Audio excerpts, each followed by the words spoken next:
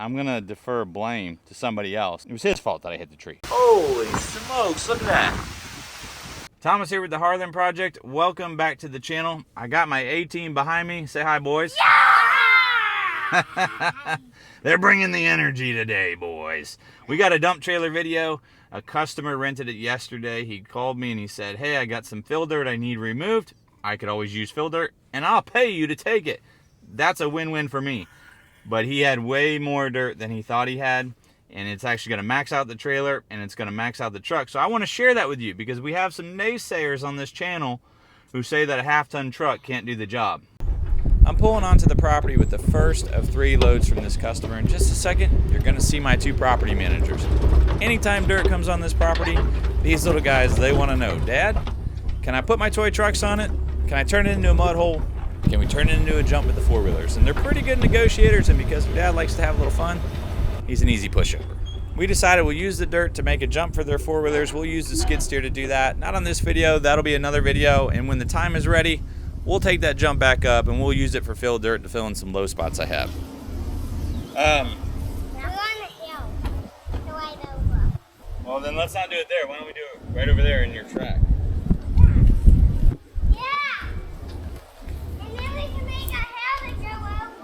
Those of you who've watched my dump trailer rental videos have heard me say the heaviest thing you will put in these trailers, it's dirt. And this is a great example of that. Notice the dirt is not even over the sidewall, but this trailer is maxed out. Look at the squat in my truck. I'm not on my bump stops. I actually had plenty of suspension left, but this is about all I would want to do, and it's really all the trailer can handle.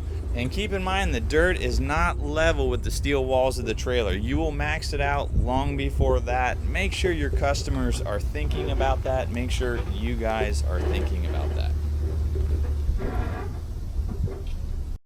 When you sit down to edit your videos, the last thing you want to realize is that everything genius you just said and you wanted to share with your viewers, well, you forgot to turn your microphone on, so it didn't record.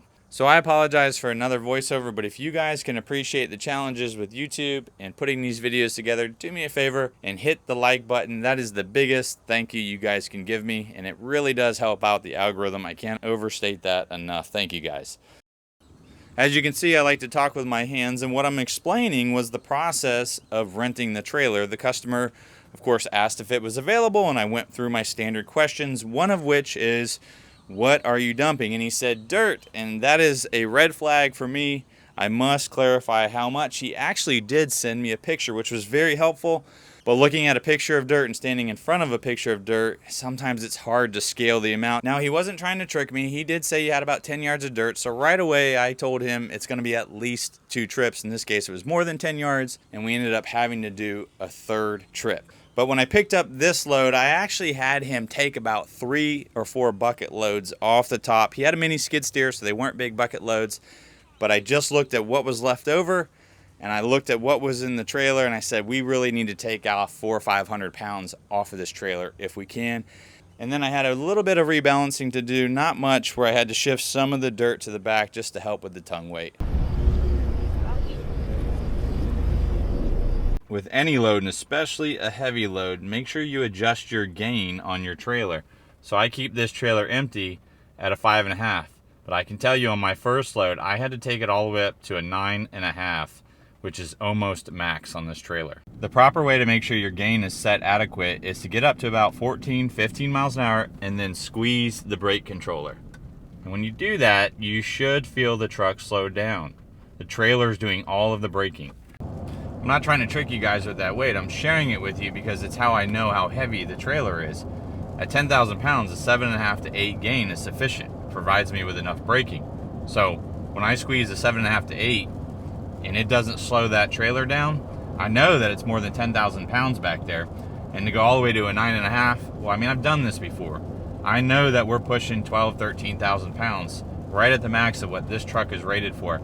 In fact, that's why I had the guy unload a few scoops off of it. I knew just from experience and looking at that trailer, I was at the limit both of the trailer and of my truck. I didn't want to push it. You just shouldn't push it. I told the guy I'd rather do a 3rd trip. That's why I got a 3rd trip. I'm not sure why they're naysayers with things like this, so I feel like I gotta say it. Anybody with experience who can look at that dirt in that trailer knows it's a lot of weight and knows it's probably at max capacity. But here's kind of where the rubber meets the road. You saw me squeeze that brake controller at a 9.5. There's no hiding it, guys. I would have jerked my head forward if that was less than 10,000 pounds. It would have been a much more aggressive stop, but that's not what came through in the video. Let me show you this next clip of the gauge clusters. First, it will be the truck unladen, then it will be with the trailer empty, and then it will be with the trailer fully loaded. The truck is comfortably cruising at highway speeds at 1600 RPM in the 10th gear. Here I'm towing the empty trailer, which, keep in mind, still weighs 4,400 pounds empty, but the engine is comfortably working at 2200 RPMs, although the transmission did drop to the 8th gear to hold 70 miles an hour.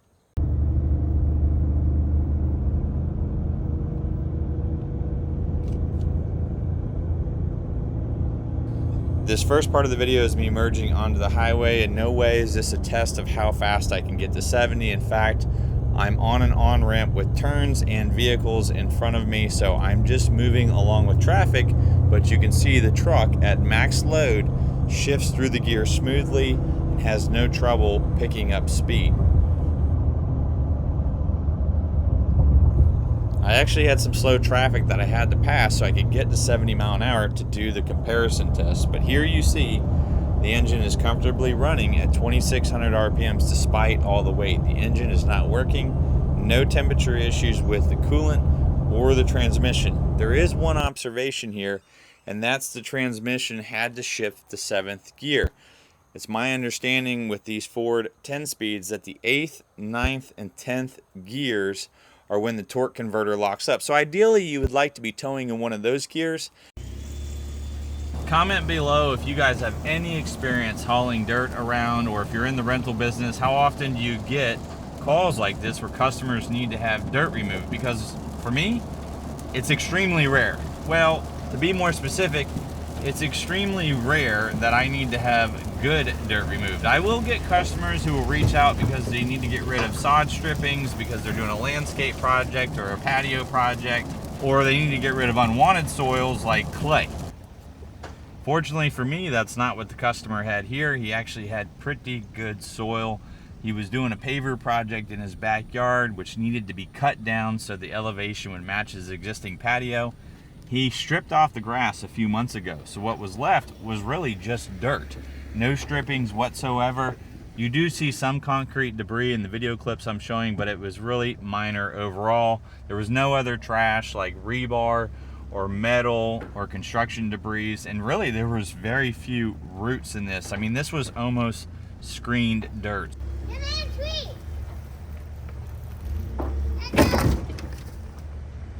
Oh no. I told him to turn this way, and he didn't. He turned this way. The tree. So what Noah's trying to tell you is that it's actually my fault that I backed into this tree. But like any typical man, I'm going to defer blame to somebody else. And I'm going to say that my 5-year-old didn't yell stop loud enough. And it was his fault that I hit the tree. But fortunately, it's just a little baby wound. And well, you can see it hit right there, and there's no real damage to the trailer. So I got lucky there. You can see this load is smaller than the first, and that's because the customer was wise. It started raining, and he knew that dirt would be heavier being wet, so he wanted to put a little less in the trailer. But I do want to note that the video I took of the engine cluster while pulling the trailer fully loaded was with the first load, so much fuller than this load. What you're going to see here in just a second is the trouble with wet dirt. It does not want to come out of the trailer. I actually reversed twice quite aggressively, followed by jamming on the brakes, and you can see that dirt just doesn't want to break loose. I kind of knew where this was headed. I kind of knew that I was going to have to get a shovel. I was just doing all I could to avoid that, but we're going to get the shovel.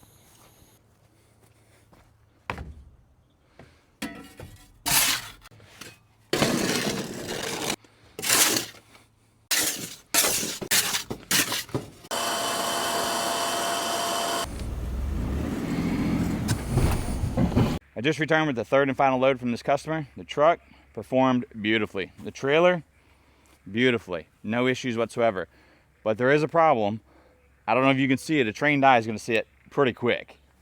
The problem is not so much here and not so much here, but right here. Anybody know that movie? If you know that movie, comment below. And if you don't know that movie, well, it's not shame on you. I'm sorry for you. You need to figure out what that movie is. Comment below what movie. But do you guys see it? You see it? There's no squat.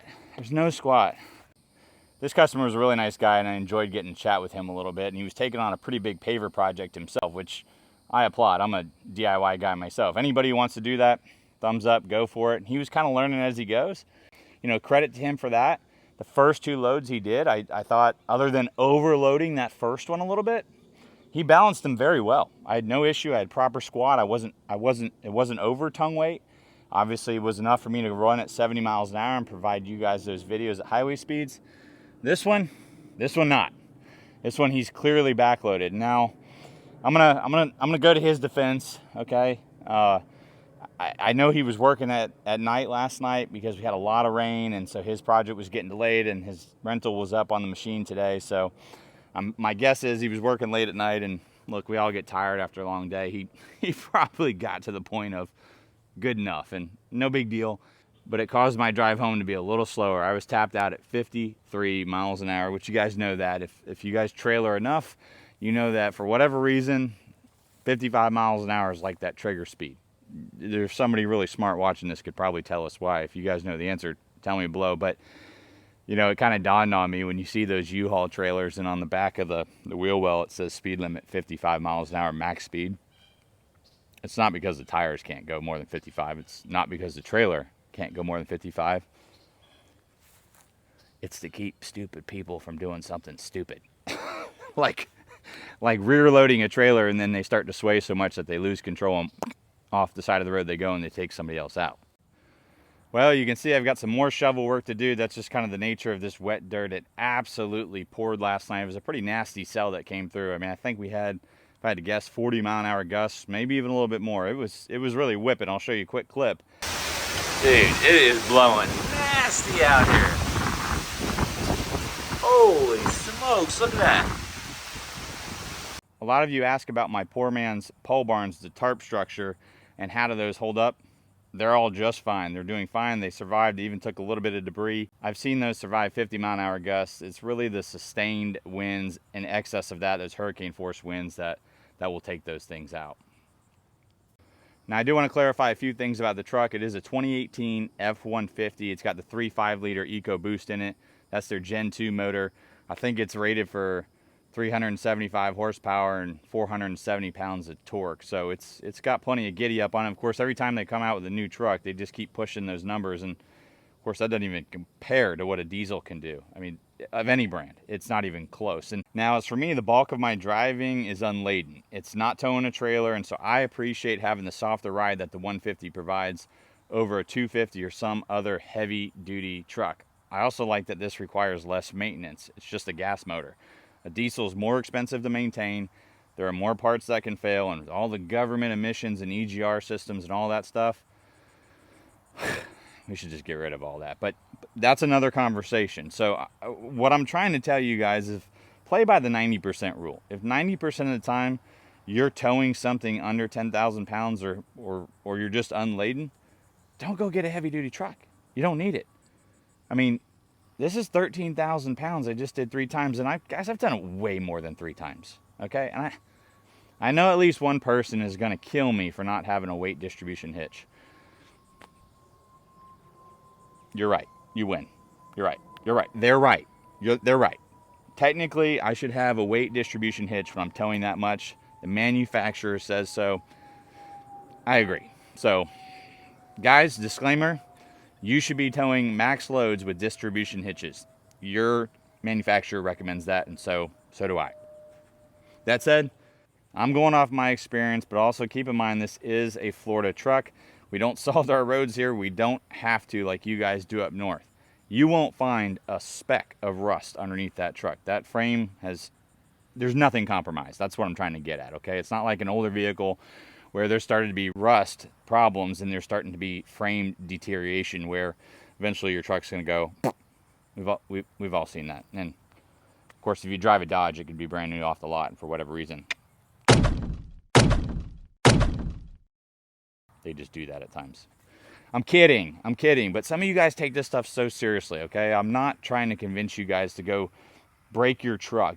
Work within the manufacturer specifications, guys. That's exactly why I did 3 trips here, because I didn't want to overload what the manufacturer said that trailer should do, and I didn't want to overload what my truck would do outside of the weight distribution hitch.